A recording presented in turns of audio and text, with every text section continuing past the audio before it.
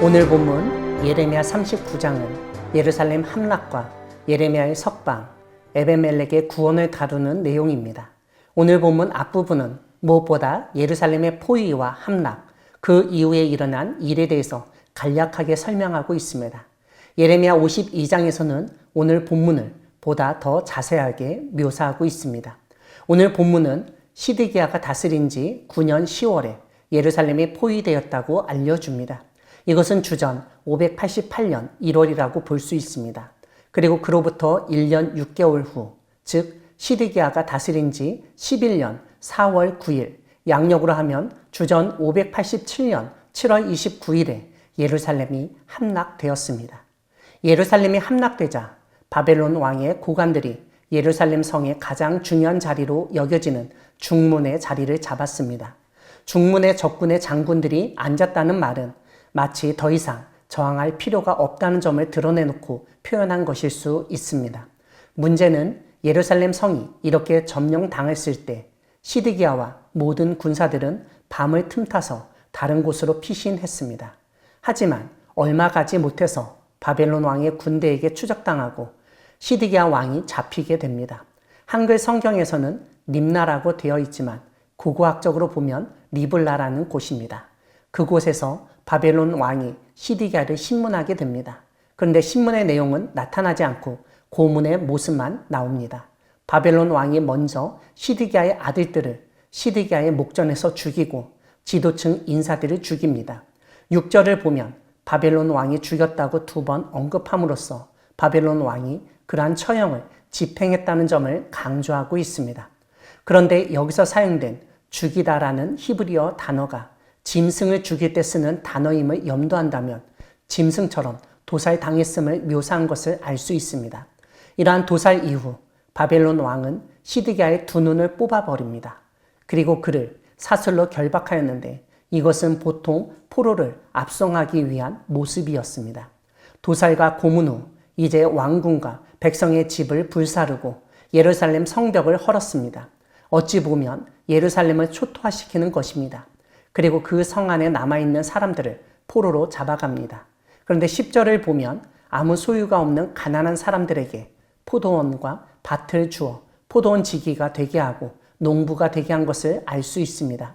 이러한 일을 통하여 한편으로는 그 땅에 남아있는 사람들이 바벨론의 호감을 갖게 하고 다른 한편으로는 그들의 노동을 통해 유다 땅의 생산 활동이 지속되어 조공을 바칠 여지를 남겨둔 것으로 볼 수 있습니다. 무엇보다 점령한 나라의 고위층을 숙청하고 대부분의 백성을 포로로 사로잡아가고 최하층민을 그 땅에 남겨둠으로써 유다와 예루살렘이 다시는 바벨론에 저항하지 못하도록 싹을 없앤 것으로 이해할 수 있습니다. 바벨론 왕은 시위대장에게 예레미야를 시위대 뜰에서 데려다가 잘 보살펴 주라고 명령했습니다. 결국 예레미야는 시위대 뜰에서 풀려나서 사반의 손자 아이감의 아들 그다랴에게 맡겨지고 결국 그의 집으로 돌아가게 됩니다. 여기서 그다랴는 열왕기하 25장에 나오듯 그달리아인데 그 그달리아는 나중에 바벨론 왕이 세운 유다의 총독이 되었습니다.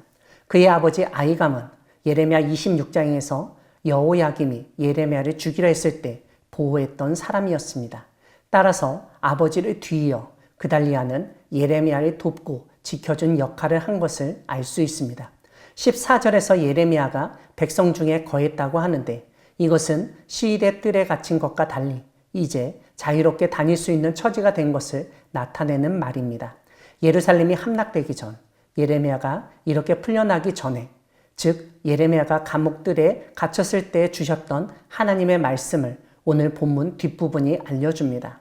하나님이 예루살렘의 재난을 내리시고 사람들이 죽는 그러한 때에 하나님은 에벤멜렉을 다른 사람들의 손에 넘기지 않으시겠다고 말씀하십니다. 무엇보다 에벤멜렉이 하나님을 믿었기 때문에 하나님이 그를 죽지 않고 구원을 받도록 하시겠다고 약속하십니다. 사랑하는 광야교회 성도 여러분, 하나님은 불경건한 사람은 혹독하게 심판하시지만 신실한 사람은 구원하시는 분이십니다. 하나님의 말씀을 듣지 않고 잘못된 지도자들이 있을 때 그 공동체와 나라는 반드시 망하게 되어 있습니다. 오늘 본문에서 하나님은 하나님의 말씀을 청종하지 않은 왕과 그 주변의 관리들을 심판하실 때 그들보다 더 믿음이 좋은 사람들을 사용하시지 않았다는 점을 우리는 주목해야 합니다.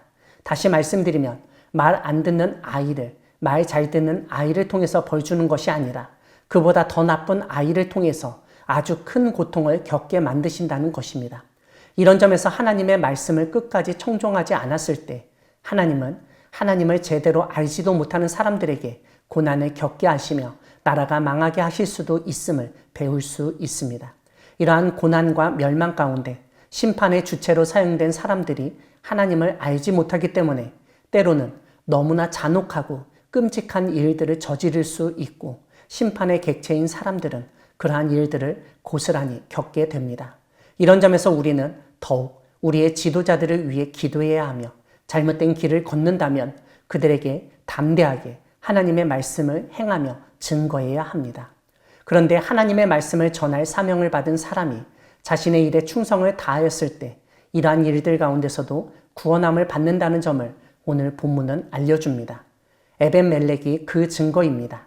따라서 우리는 두려워할 필요가 없습니다. 하나님은 하나님의 말씀에 충성된 자에게 더욱 신실하신 모습으로 대하시기 때문입니다. 적군의 최고 권력자까지도 다스리시는 하나님을 믿으며 오늘 하루도 말씀을 붙잡고 그 말씀대로 신실하게 살아가는 우리 모두가 되기를 소망합니다. 아멘.